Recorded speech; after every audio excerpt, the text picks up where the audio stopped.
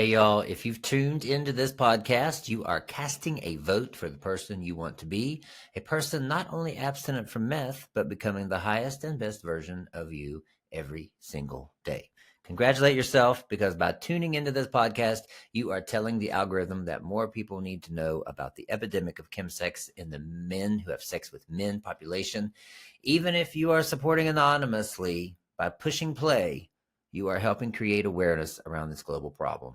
And speaking of creating awareness, our guest today has worked tirelessly to do that in the UK. Ben Kaye is a shining example of how we can fulfill our passion and purpose after meth. If you've been through treatment centers and drug court like I have, you can attest to the lack of understanding in the system around chemsex. You can feel so isolated and misunderstood.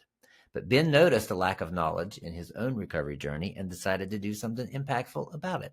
So please enjoy this conversation with one of my new British buddies. And as you listen, I wonder if you'll be inspired to give back in your own way. The Aftermath podcast is an outreach tool to help men who have sex with men break free from the addictive patterns associated with chemsex, otherwise known as crystal meth or TINA. I'm your host, Dr. Dallas Bragg, a former crystal meth user, now recovery coach.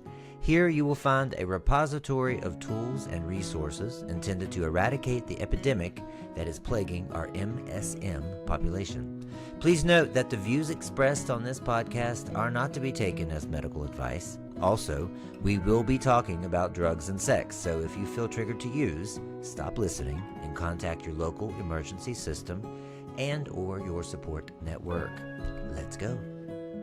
Welcome back to the Aftermath podcast. Glad you're here. If you're a new listener, welcome. Getting a lot of new listeners lately, and I appreciate you joining the family.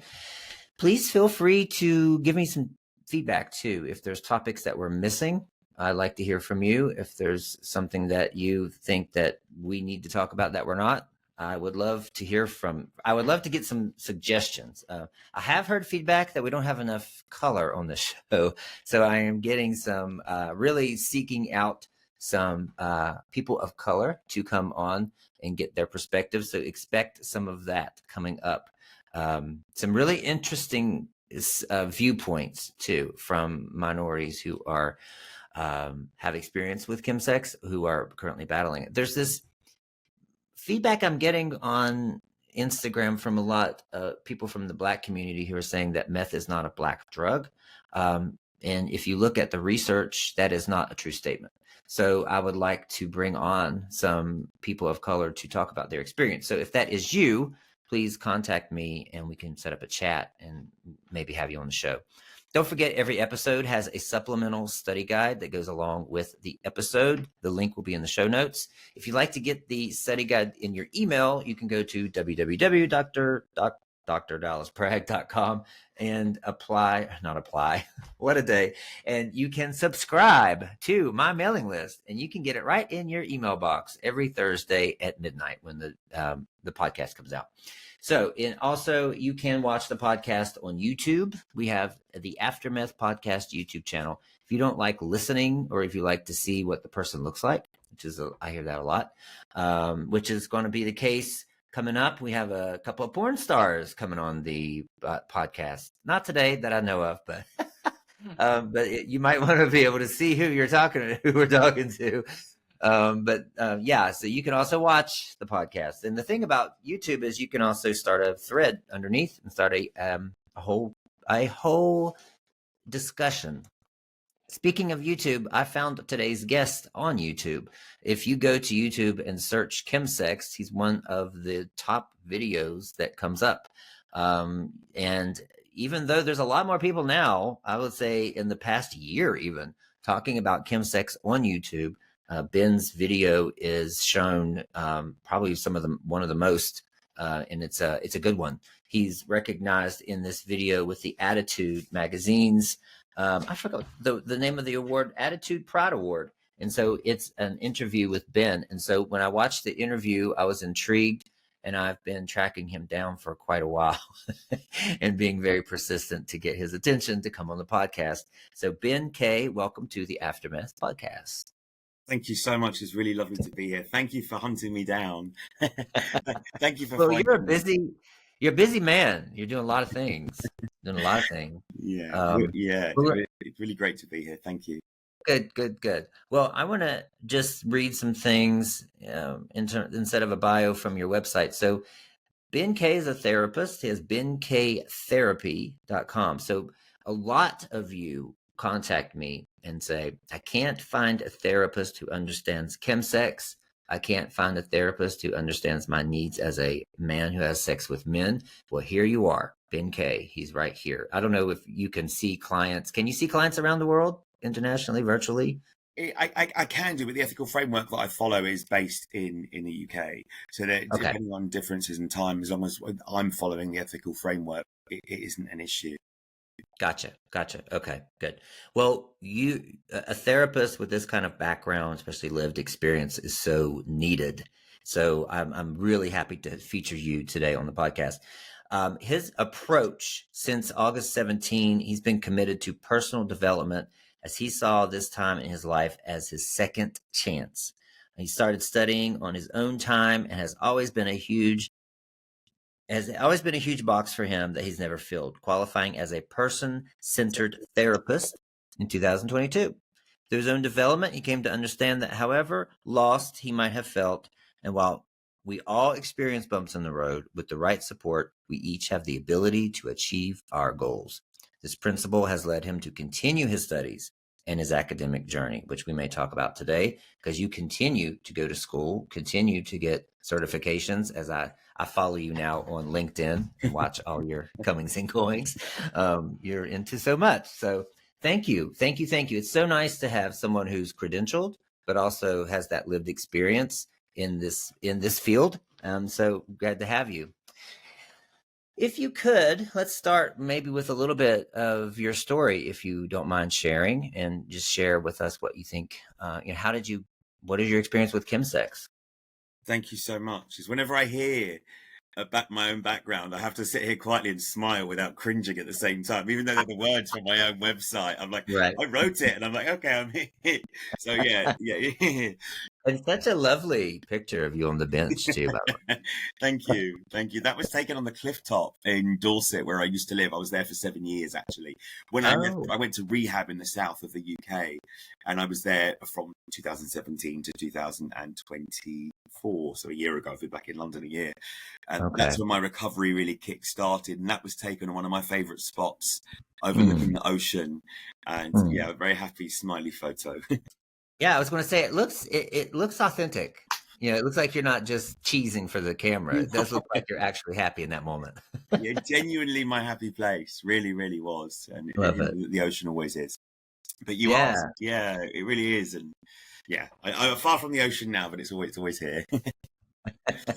But my experience with chemsex, straight to the point, I wouldn't be where I am today talking to you without all of the experiences that I had experienced. I call it now, and I joke. I say I've done enough market research to really, really talk about the subject matter, and more importantly, really understand my clients or potential clients or people, or just generally people that reach out to me, because the language is understood without having to explain it on their side in detail, or really the industries involved in the scene as we know it. It's another world. So going into a space, a safe space, a therapeutic space where someone doesn't really genuinely understand the nuances and the jargon and the wording could be really a real barrier for those seeking support. I have found. I started using crystal meth as a recreational drug, in addition to my other alphabet of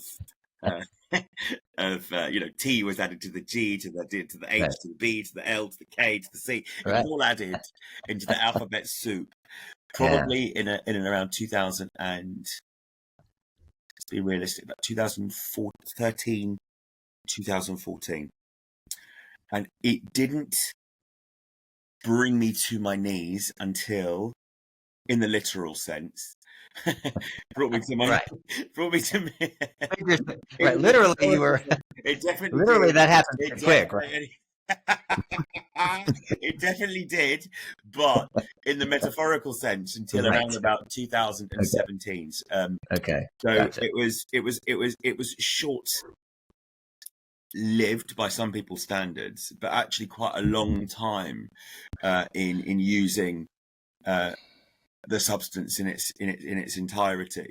Actually, Mm, it was before then. I started using it. I'm just thinking. I remembering the first time I started to use it. It was the early mm, 2000s when it first started to come mm. onto the scene in London, and it was mixed. I was using it with other substances. It was something that I used, Sure. and I loved the high, and I really really enjoyed the high. So mixing it together, it was really pre. The chemsex parties that really started, that really at the height of the chemsex kind of like it's this issue that the pandemic, the epidemic, is whatever you want to call it in London. The height of it was in 2015, I would say.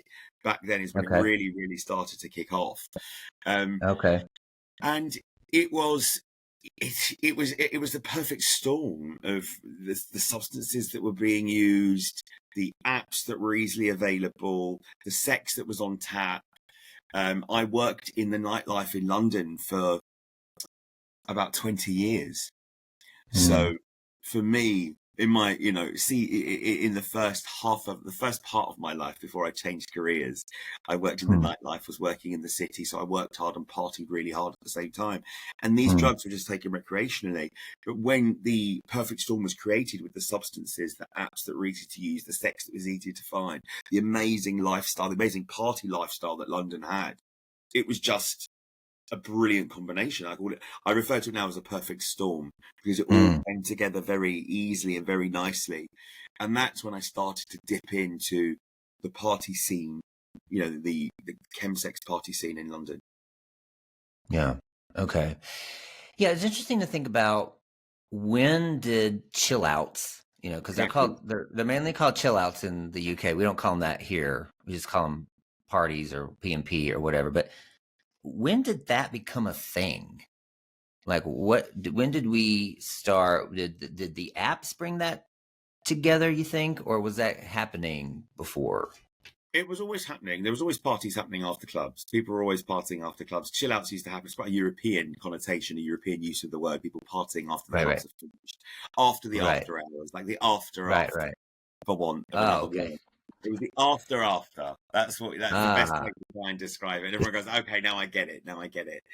But then yeah. when these drugs started to come onto the scene, it changed the dynamic within those parties quite considerably. When it went from having a party like, drinking alcohol, taking other substances, these drugs were Hmm. introduced into the mix, which then added a whole different slant onto the sexual element of what was going on. It enabled people to, increase libido, lower Yeah. inhibitions.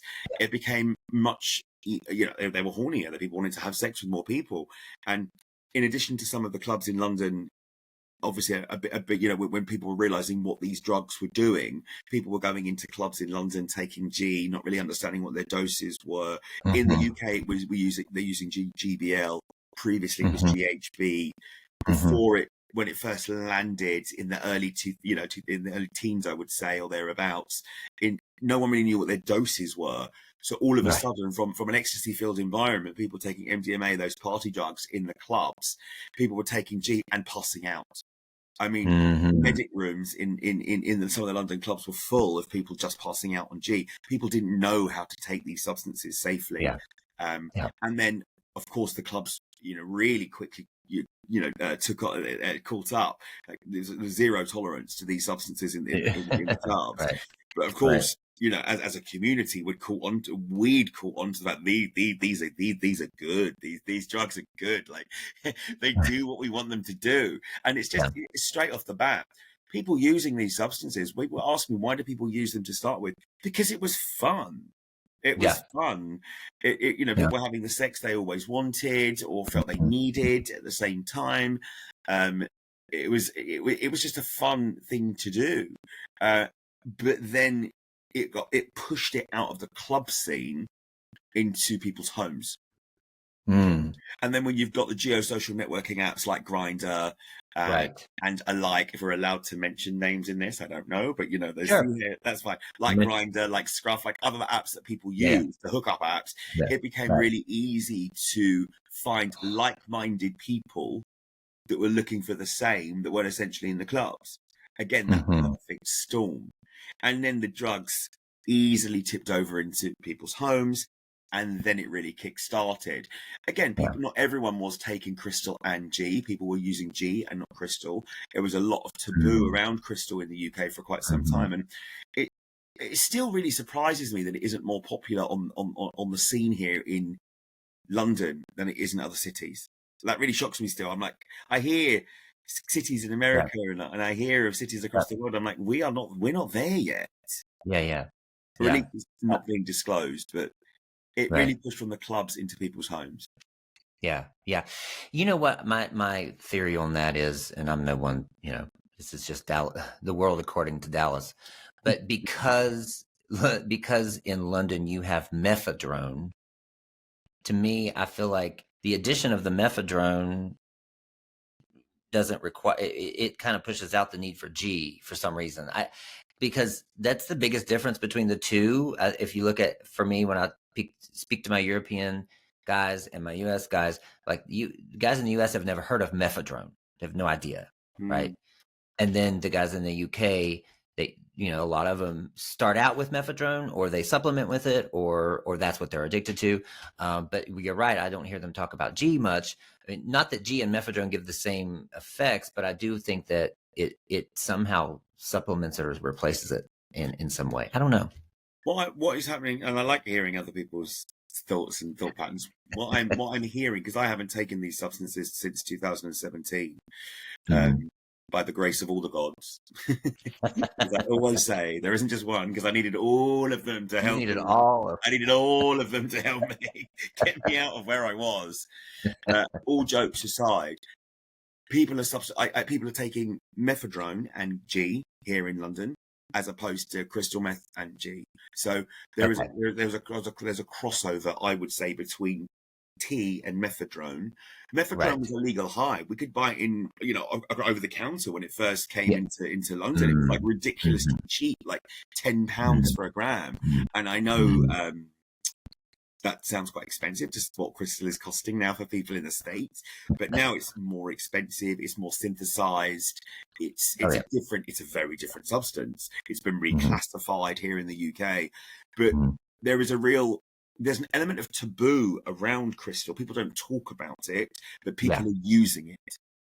And for me, talking about it is really important, because it then reduces the shame associated with it. Mm-hmm. Yes, agree. So you mentioned all the gods were required to pull you out. So what was the point when you did get out? Like, what was the catalyst for that? So just context really, and I often share this. I had a very privileged background, and I don't always talk about it, but I think it's important for everyone to understand that when they use these substances, there isn't one type of person who's just becomes addicted to substances. And I had a traumatic event through my parents got divorced in my teenage years, and life changed for me considerably at the age of 15. That's when I started to use drugs. So I used substances from the age of 15 years old to the age of 37. So that's a long time.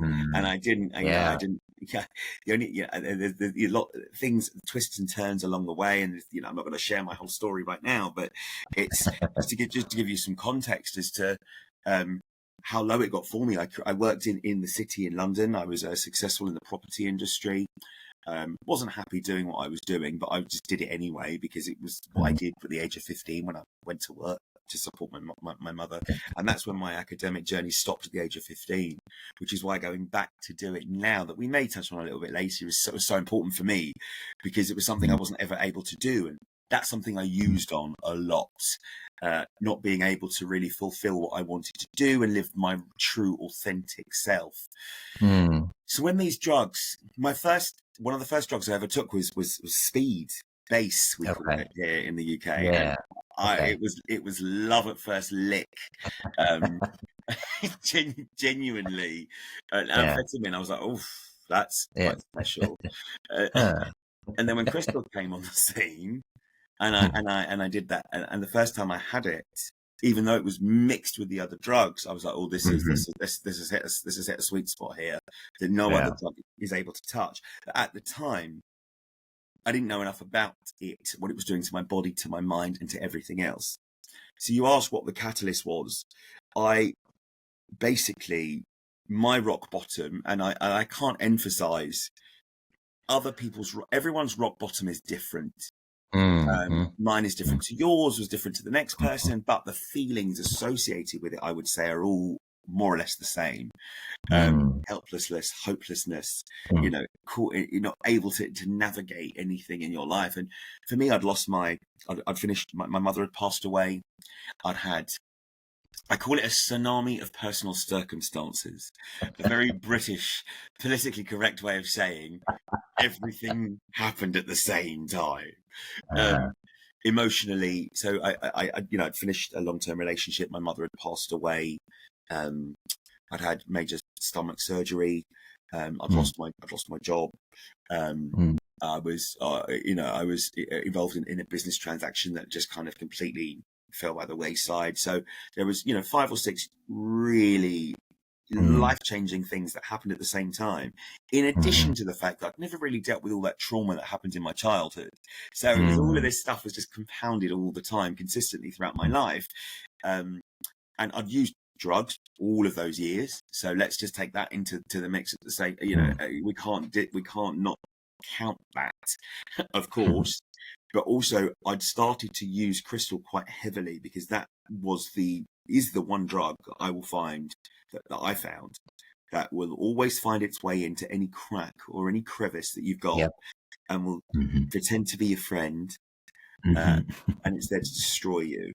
And I Right. say that I can't say for you people, the listeners, for me, I felt this is how I have Yeah. to look at it. Like, it's a very Yeah. dark, dangerous drug that has the ability to contort and change the way that we think and feel quite easily. And Yes. I'd Yeah. started using it in a way that I never thought I would. I was intravenously using crystal. And I remember the first time someone slammed me, I Mhm. was injected with crystal. Um, Mhm. and I don't often talk about my story as much, but I think it's important for this podcast. Yeah. Uh, and I loved it. I loved Yeah. it. Like, it did Right. everything they said it would do and more. Right. And I Right. remember leaving a party. It was a very small chill out, Mhm. about 3 people there. Oh. My pipe had broken, and the guy said, "Oh, that's fine. We're slamming anyway." And I'm a nurse. I mean, I didn't ask to Oh, check. yeah. Very handy. Like, I was like, he's a nurse. Like, he's got a Yeah. tourniquet. He's a professional. Therefore, That's right. he Yeah. can slam me if he wants to. Right. I was like, yeah, that's fine. And it was the Yeah. most Yeah. insane experience, because I remember leaving there, then going to hang out with someone I'd been, chatting with for quite some time, for another day or two, or whatever I was doing at the time. And then Mhm. I came home, and I think I cried and slept for 3 days, realizing Mm. that the one thing, all those never gonna do's, That's right. I was doing them, That's and I right. was really going for it, for my first Yeah. time, and it was Yeah. something that I regretted. It's one of the biggest regrets I ever had, was actually that I did that to myself, and had Yeah. that, not that I did it to myself, that level of lack of self care and self love, Mm. really, Mhm. because Yeah.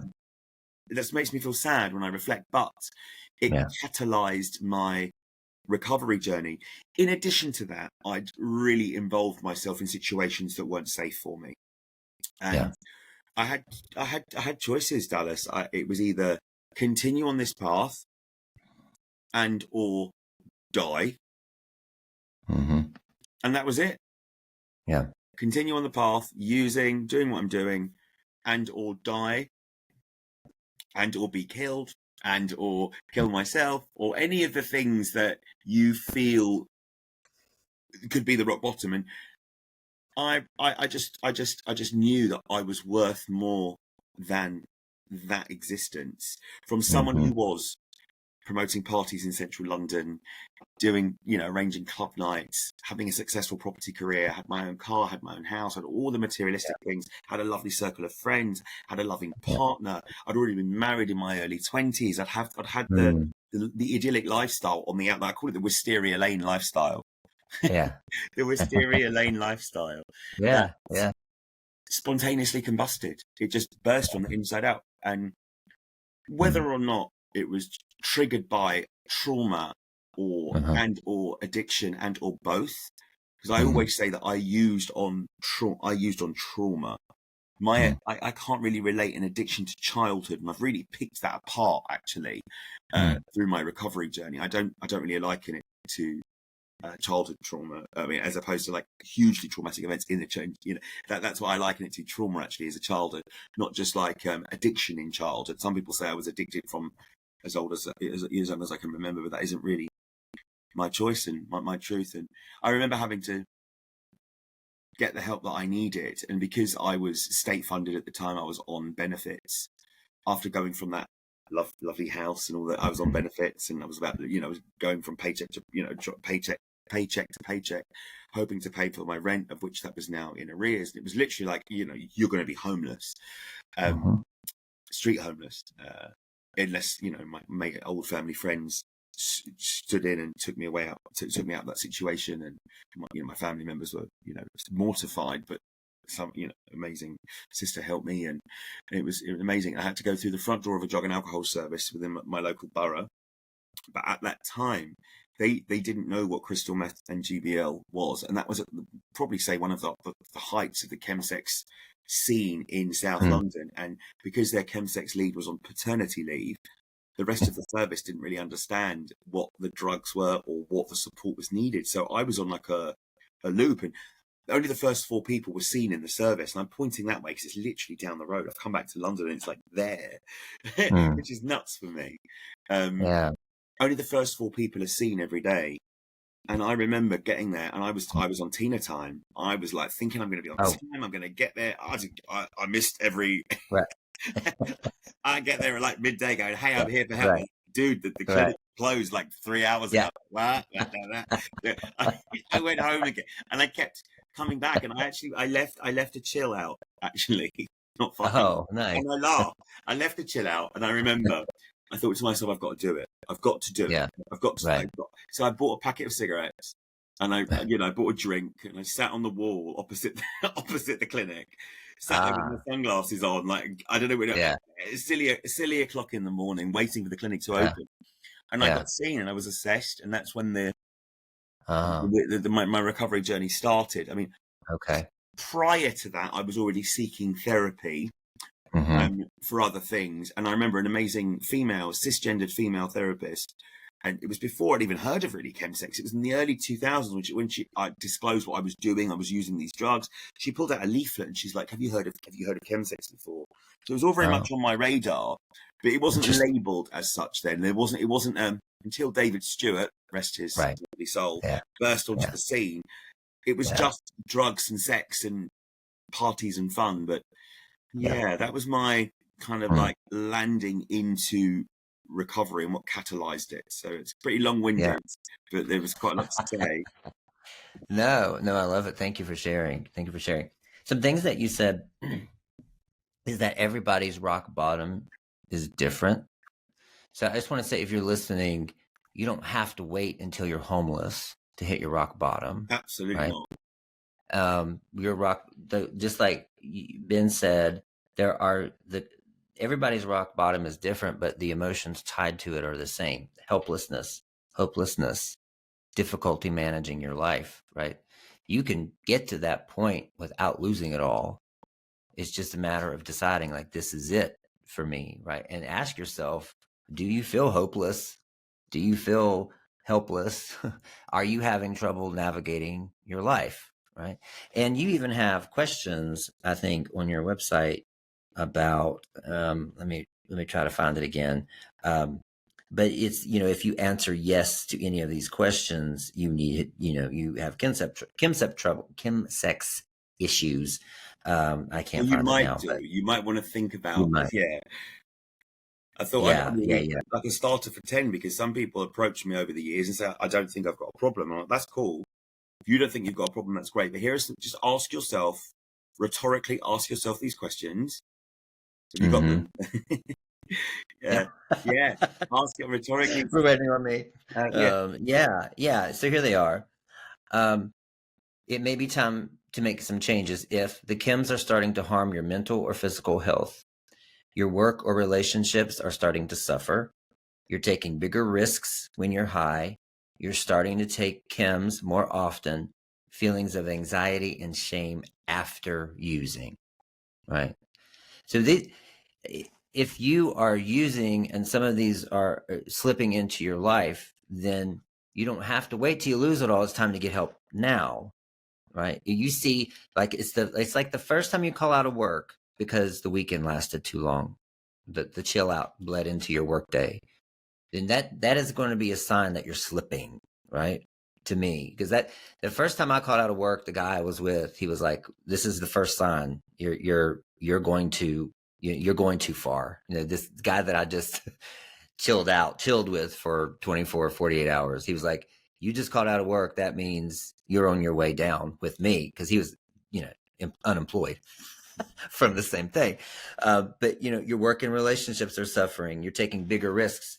So the bigger risks I want to talk about for a second, because you mentioned when you slammed, which interesting enough, the first person I did was a nurse too, but the never going to do, right? Like in the chemsex world, we're always searching that next level of dopamine, and what we say we're never going to do, we always end up doing whatever that is. And there's some people that come to me and they're only using like every 3 months or something, and it's been over a series of maybe a decade, and they think they have it handled, but there's always something in there that you say you're never going to do and you do. So maybe you only use 3 months, but you look at something on Zoom that you said you would never look at, or you use for a whole week and you say you would never use over a weekend. I mean, I see this all the time. When you start doing things that you say you're never going to do, it starts this landslide, this like snowball effect of you're going to find out, okay, now that I've done this, what else can I do that can get me even higher dopamine levels? Would you agree with that? Yeah, completely. It's all they're never going to do, or always say, not yet, as we call them. Not yet, not yet. Haven't done it Not yet. yet. And it's just asking yourself, it's the progression of using and the way that you're using. Are we keeping yourself safe? And how I've kind of packaged it for myself is the lack of self-care and self-love. I'm not talking about anything else other than just self-care and self-love. Like, would you really, if we all gave ourselves time to stop, if I gave myself time to stop and really think about what I was doing back then, would Yeah. I have done half of the things that I did? Right. I probably not. But the reality is, I was chasing the high and the escapism associated with these substances. But never going to do. Anyone that is used or uses habitually or uses chaotically or uses erratically, all the words you want to add to it, we've all been there. Like, you're not alone. And 7 years, 8 years this August into my recovery journey from crystal meth and G, it's very important for me to reflect on what brought me here, because I can often, I genuinely never forget. I never ever forget. And how you started that conversation about the Attitude Award, which I'm very grateful to have been able to be recognized for the work that I've done to contribute towards those that are using chems, simply started and was created on the back end of me trying to access help the way I needed it and no one understanding what the substances were. So when I went to treatment in 2017, that was really interesting. When I left, I connected with a local drug and alcohol service. That's actually a national charity, but they're local providers. And I asked if they had an LGBTQ plus recovery group. They didn't. But the person that I met when I walked through the front door, he said, would you like to train as a volunteer, and we can, get you through different advocacy training programs, and you could create your own LGBTQ recovery group. And that's how how it started. And on the back end of that, it's evolved over 7 years, and I created a very very special working relationship with the sexual health service across Dorset, which was the region, the county that I was living in, and created a drop-in clinic for those people that were using chems, because it just didn't exist. And I was mind blown that a drug and alcohol service didn't understand how to support people that were using these substances. And it feeds into not having to be at rock bottom, because I really had to think laterally, and like, people that are using these substances, before they are on their knees, literally, not metaphorically this time, like literally on their knees, not in a good way. Right. There's lots of people that are using these substances that are professionals that just are like, I may be using these substances too much, or I've had a really heavy weekend and I'm going to have a shot of G before I go to work to make myself feel better. Yeah. When we know that isn't good, we know that isn't right, and that doesn't feel correct. But how do I stop? But without people understanding how to support people, we're going to be caught in this cycle of, shame and guilt and all of the words that we don't want to have associated with these substances. Yeah. Because you're talking about the barrier. You mentioned barriers to support, and that no one, the only person that you said at that treatment center who understood chemsex was out on maternity leave. Paternity leave? It was a drug and alcohol service. It wasn't a treatment center. It's like each borough, each county will have a drug and alcohol service, which is fine. It works differently here. It works in a different mindset. He was on paternity leave. Yeah, he was an awesome guy, amazing. I've met him. I've met him since in a professional capacity, and we did work together. Right. But I was mind blown that my key worker at the time, I had to explain to them what crystal meth G was, and I often think back, like, the people that I've supported over the years, if they had to really explain to me what those drugs were, I don't think they'd have come back. Yeah. Right. So something in me, that driving force within me at the time was like, I need to do this, or I'm going to die. Yes. Yeah. Right. Because it's kind of what we were saying earlier about a psychotherapist who has background in chemsex. Like, even if you go to a therapist who doesn't understand the jargon, or doesn't understand, like you said, it's another world, doesn't understand what happens in that world, you're already kind of ashamed. You have stigma around using meth, and then you have to go and say, with your head down, like how many people you slept with and the things that you did, and like you have to go back and explain these things. And a lot of times people who haven't been exposed to any of that are in shock. Even a therapist can act kind of shocked about and not know how to be trauma informed to deal with somebody because of their own biases, probably, and their own lack of experience. So I do think, yes, what you saw was a big lack of understanding in the system. And so what you've decided to do was fix that, or try to fix that, haven't you? Taking on an entity like the system, like for me, this is not chemsex is not a phrase that can be coined by one person. It's a phrase that all professionals, in my opinion, need to come together to work cohesively to help drive change. Of course, when it was new and it was sexy and it was it was new drugs and new, and everyone, people were like, oh, I'm going to lead on this. I'm going to do all of these things. And if it wasn't for the pioneers way before I, came along professionally, we wouldn't be where we are today. But for me, it was about recognizing the regional issues associated with these substances and the lack of support offered in these spaces. And that was what really drove me to continually drive the change, and in the area that I was living, because it hadn't been done before. And what I did, and I always say this, I didn't rewrite the Bible, I didn't reinvent the wheel.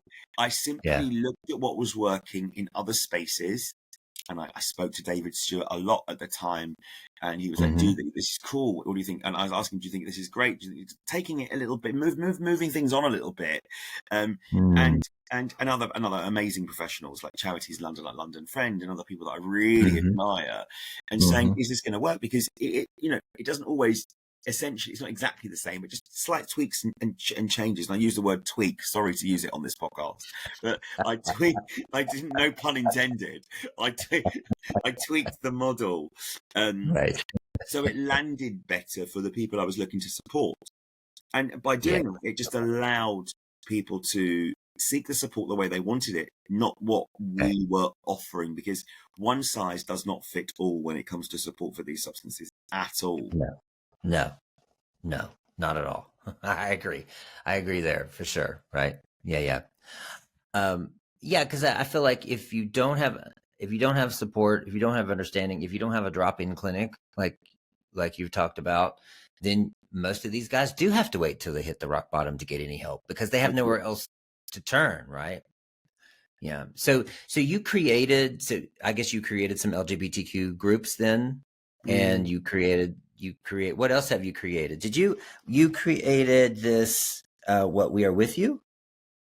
Yeah, that was a charity that I was at for 7 years, nearly 8 years, working for Okay. We're With You. Started off as a volunteer, where that's the charity I walked through the front door of in Bournemouth. And when I moved to London a Okay. year ago, I transferred to their London service.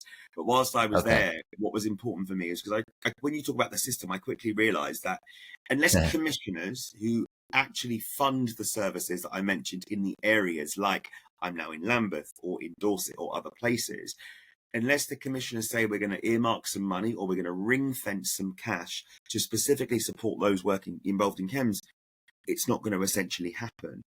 Okay. Unless the service is aware of these substances and can what I tried to do was say, guys, this is a stimulant and a central nervous system depressant. Let's not get carried away around what we need to deliver.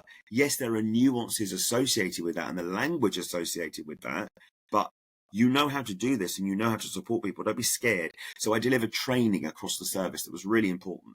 So across all of the service, criminal justice services, and I rolled out a training program across the southwest of the UK, which was across Dorset, Avon, Somerset, Wales.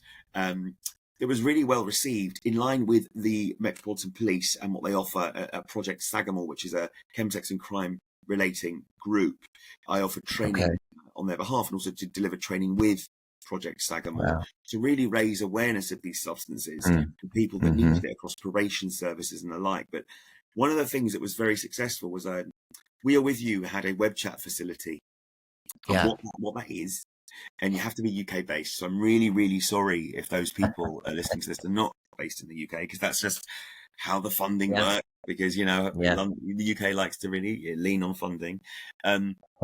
If they drop in, they chat to a trained recovery worker who are all specifically, chems savvy or chems aware, and it's anonymous, it's confidential, from 9 o'clock in the morning till 9 o'clock at night and 10 in the morning until 4 at the weekend, and they could just talk about their substances. It could, you could be a high flying professional and still using, or you could be, in a different situation and still using, or just use for the first time, and or want to go to a chemsex party and ask advice how to use safely, harm minimization advice, harm reduction advice. Really important that, and this landed really well, because we saw an uptake of people that were landing onto the web chat that were using these substances. It was firstly started as an LGBTQ web chat facility, and then chems slowly became more chems specific, because LGBTQ was kind of embedded within the fabric of that web chat. And why shouldn't it be? And I also launched a pilot in 2 areas of the country that were linked to the web chat, and it was called a chems NSP direct to home pilot, and that was a chems needle syringe program. If people were in Dorset or Liverpool, 2 areas in London, in the UK rather, that really liked the idea of where I was working, and somewhere in Liverpool that had a real, they wanted to really drive chems. People could land onto the web chat. If they were in specific postcodes, they could ask for clean injecting equipment, and we would send it to them directly to their home without them having to come into the service.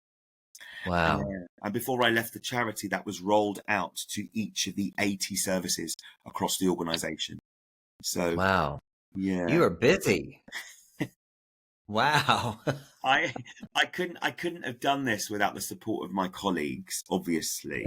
So I had I'm very grateful that you to have been able to do that. But for me, it was taking a step back, looking at where the gaps were, and just again, not reinventing the wheel, not rewriting the Bible, just literally saying we need to train these people. You already do this. Let's add chem. Let's see how it lands. And Yeah, I'm very Mm, grateful for the opportunity. yeah.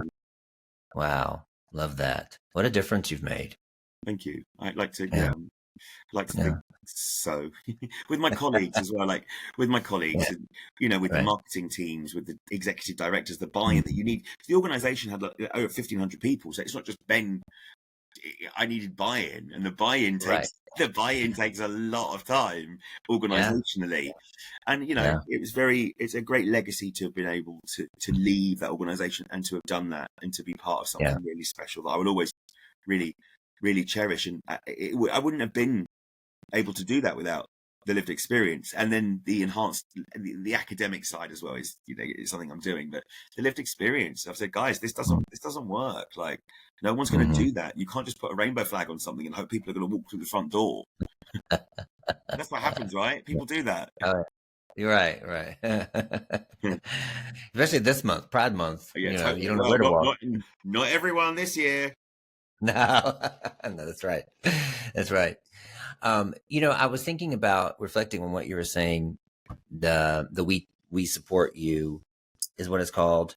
You call it. Is that the name of On it? the Yeah, we charity. are with you. We Yeah, are with you. we are Webcast. with So the you. webcast. Yeah. Yeah. So what I see in this epidemic is that a lot of these men just need to feel seen and heard, and because we're isolated in this underworld, and we're hiding in it. We're hiding from our own community, because we are stigmatized more, what I can see, a lot of times in the queer community than we are outside of that. Labeled certain names and called dirty and kind of left out of things. And, I've seen it here recently in some type of, I don't know, pride parade or something, but two of the past pride queens, I don't know, I'm not a drag queen person, but we're not allowed to participate. We're not allowed to be on this float because they were known meth users.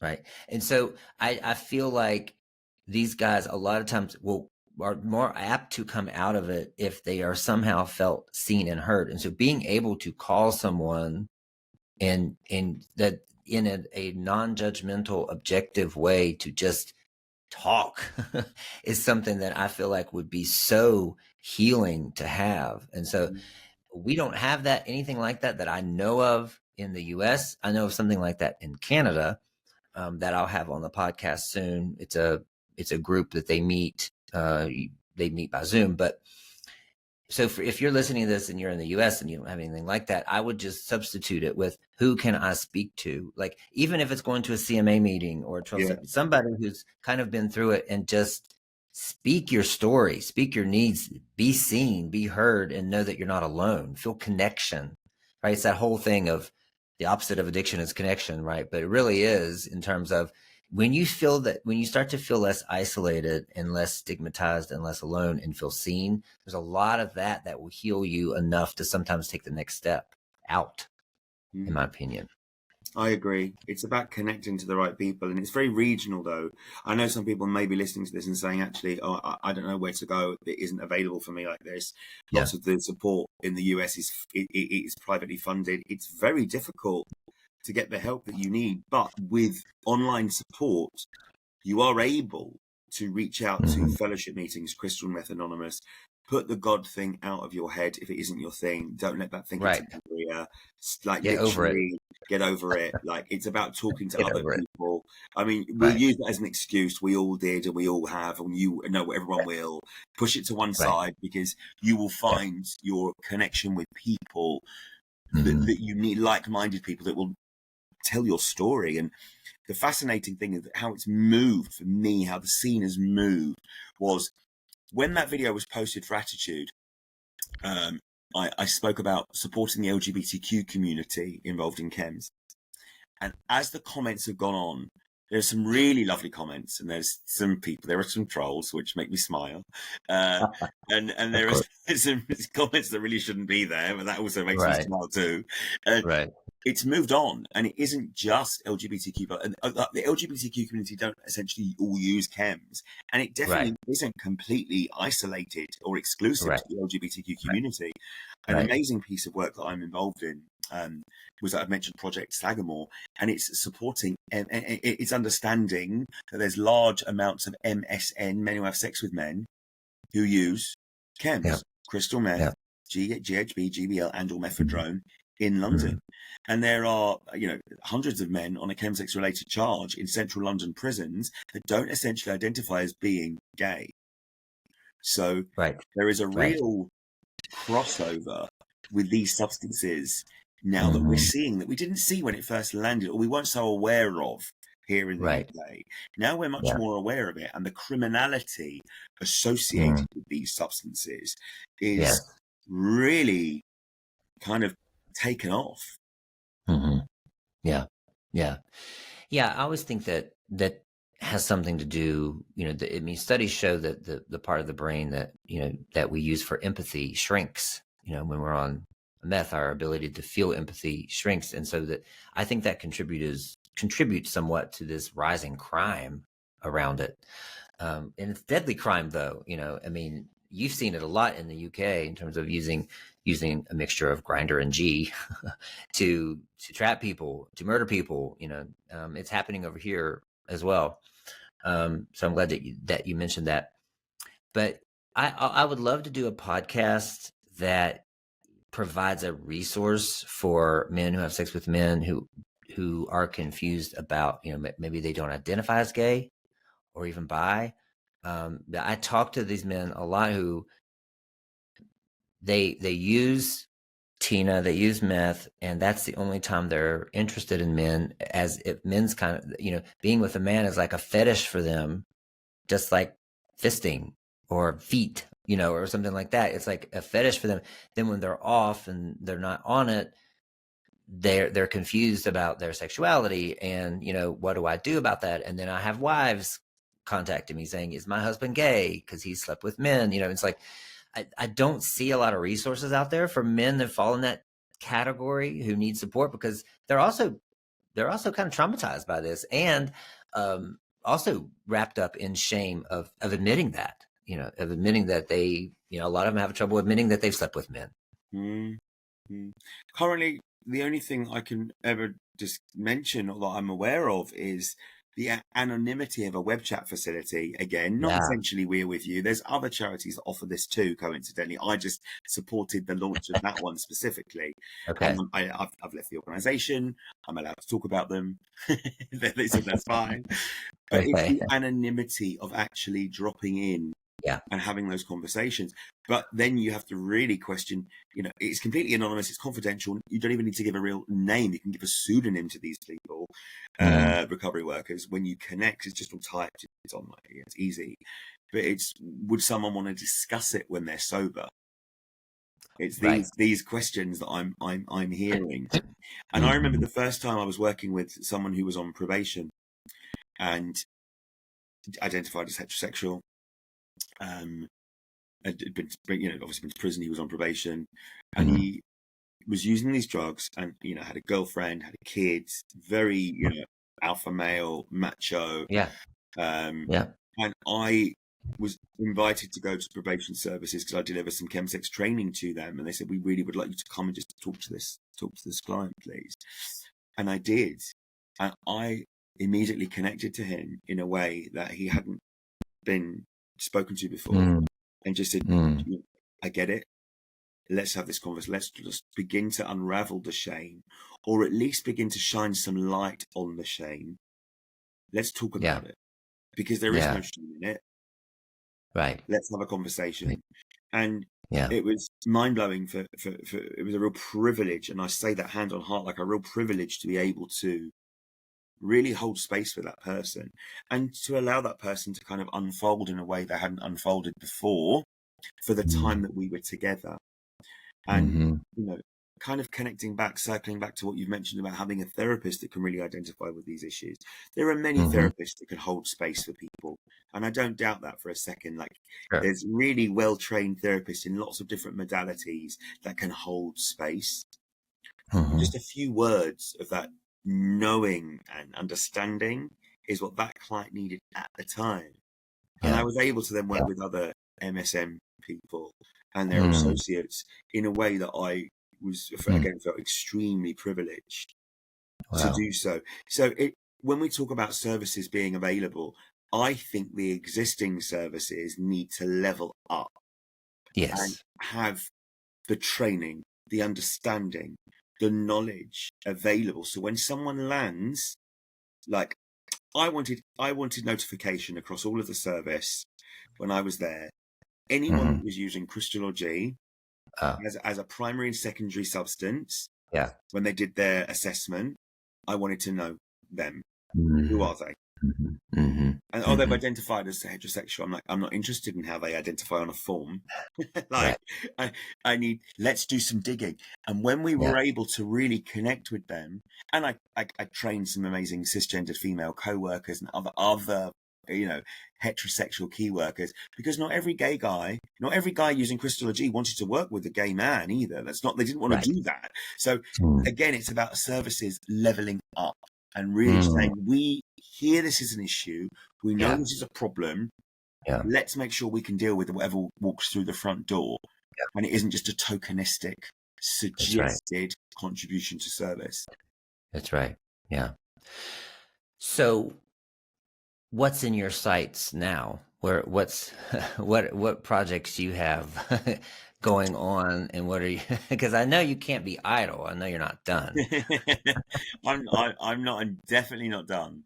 I took a little, I took like a little time in between leaving with you when I start my new job on the 1st of July, which will be Oh, for another national drug and alcohol charity in the UK, okay. specifically Okay. focused on LGBTQIA plus substance misuse and support, Okay. and helping them Great. create and write their own pathway into service for a London Mm. borough.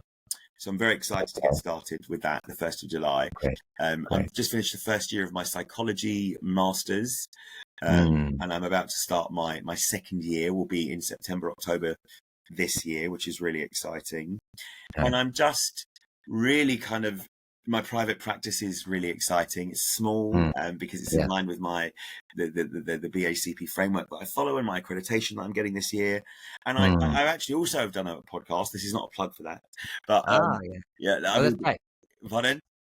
That's right. You do have a Yeah, podcast. I I forgot do to a mention podcast. that. Hopefully, I'm going to do that, a second season of that towards the end of the year. But it's just really, I took a breather in order to kind of like start again. So it's been Sure. finishing my master's was very important for me, and being able to finish my education is something I never thought I would do. And after I qualified as a therapist in 2022, I got a humanistic counseling degree. People go, "What's that?" It's very psychodynamic, Freudian, Carl Oh, Jung, good.